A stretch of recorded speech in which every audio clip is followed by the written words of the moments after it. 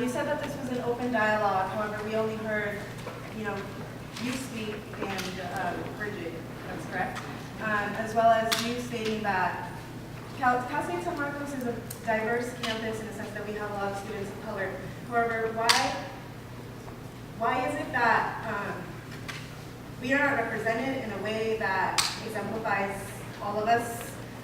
Why is it that it took so long to have a Latino center? Why is it that we don't have a Chicano studies program? Why is it that we don't have a Black studies program, a Black student center?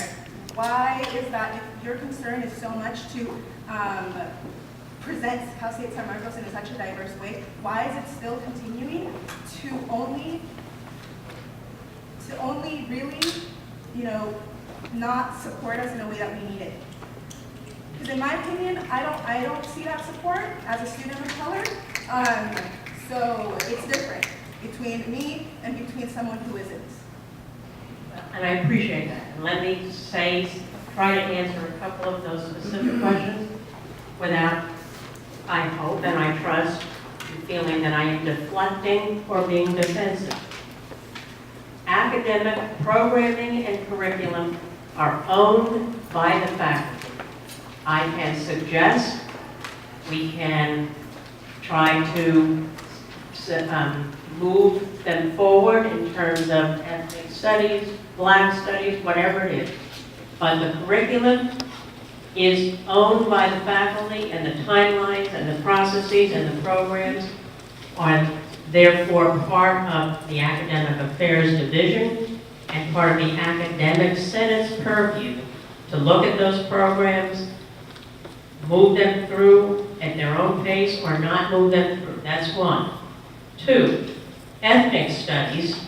The chancellor, I think about a year and a half ago, that timeline might be somewhere off, a year and a half ago, the chancellor told all presidents to stop the progress of ethnic studies programs on campuses while there was a system-wide task force which has been looking at ethnic studies best practices system-wide. That task force report, as I understand it, will now be presented to the chancellor in the short time, in this spring. So one, when you talk about a frustration with academic programs, that's where I say to you, I am really not, presidents, not I. Presidents don't have the power, and shouldn't, over academic curriculum and academic prerogatives. So that's over there. Why we don't have more centers for students is we have obviously, been building some of them over time. I came here, there were a number of centers that already existed.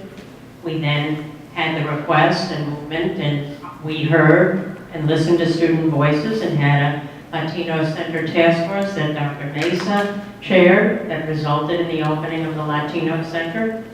The Black students brought the request to the open forum in October of this year. I tasked immediately on receipt of their letter, created a task force that's being chaired by the Associate Vice President in Student Affairs, Dr. Dang, who is now looking at the viability of a Black student center. I would say to you that those centers, this is not to diminish it, just to put a finer point on it, those centers, once there's a plan, also have to have a resource part of the plan, and then we have to find funding because there are staff needs, as there should be, and maybe sometimes some facilities renovation needs. But we did find it for the Latino Center, and I trust once the Black Student Center Task Force brings the proposal with me, I have asked them to obviously bring a staffing and resource proposal to me.